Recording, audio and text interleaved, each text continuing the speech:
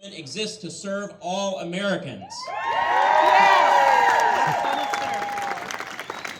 Thank you for being here today to tell Donald Trump and Elon Musk, hands off our Medicaid, hands off our bodies, hands off our fundamental rights. Nothing has highlighted the dangers of the Trump-Musk agenda more than the events of the last 4 days. The markets are falling just like they did at the beginning of the pandemic or the Great Recession. But this time the blame does not rest with a virus or global economic pressures. This time the markets are tumbling because of Donald Trump. Donald Trump's extreme tariff policy is tanking our economy as we speak, driving up the costs of everything we buy, driving down the balance of your retirement accounts, and starting trade wars with other countries. And middle class and working families have been crystal clear about the problems that they're facing. We need inflation to end. We need everyday costs to go down. We need calm and thoughtful work to be done to help Americans. Instead, the Trump administration is unleashing chaos and making things worse. These tariffs are a new tax on everyday Americans, and these tariffs are the wrong answer for our country. But that's just one issue in the last 4 days. It can be overwhelming to think about every aspect of our government that has come under fire, but it is so important that we don't give up the details of what we have lost.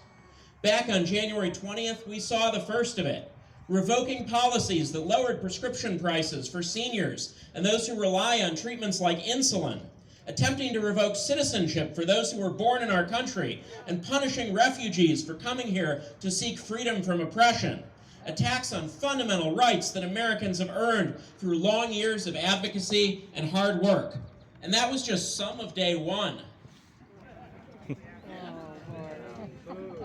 Here in Wisconsin, we won't forget that Elon Musk's pet project wouldn't be happening if Donald Trump was focused on helping Americans. Instead, Elon Musk was let loose to cut programs and cause mass layoffs that hurt everyday Americans. He's done serious damage, cutting life-saving health care and medical research, undermining our public schools and education, reducing funding for libraries at the heart of our communities.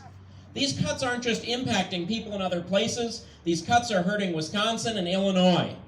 When they cut the Department of Veterans Affairs, Trump and Musk took away staff at our VA hospitals in Wisconsin. When they cut the National Park Service, Trump and Musk jeopardized care for the Ice Age Trail that runs through Rock County. When they cut the Division of Energy Assistance, Trump and Musk fired every person administering programs that help people in Wisconsin have heat in their homes all winter.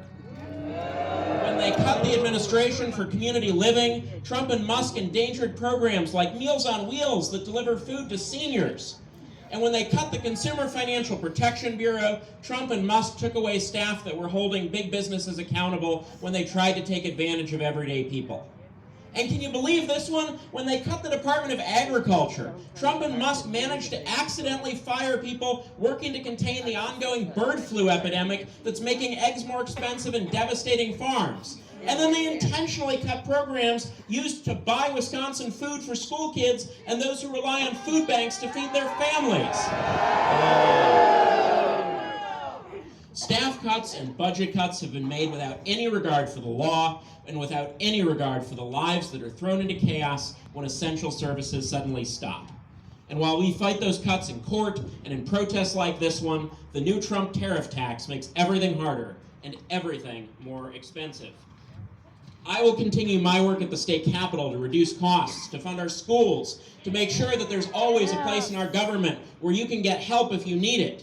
And if there are state resources that we can deploy to prevent the worst, we should put them to work. But without partners at the federal level, there is only so much we can do.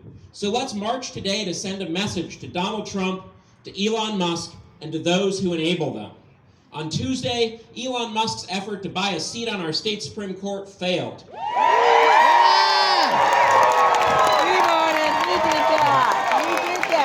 After he spent $26 million on attack ads and bribes, Wisconsin said loud and clear, justice is not for sale, and we deserve better.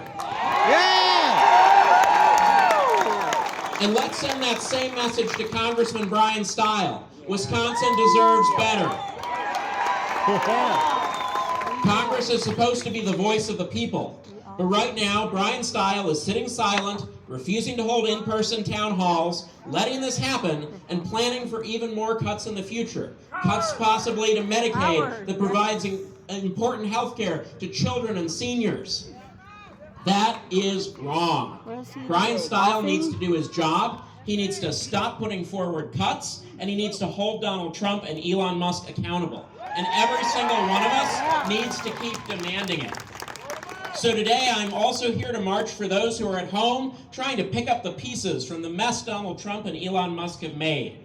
To those who wish they could join us, but are at home figuring out how they'll afford their prescriptions, or how to find a new job, or how to afford groceries for their family. We hear you and we will be your voice. This is just the beginning. This is just the beginning of our work to protect our state, our freedoms, and our people. So let's protest, let's march, and let's keep contacting our members of Congress to tell them hands off and demand that they stand up to Donald Trump and Elon Musk and do the right thing for everyday Americans. Thank you.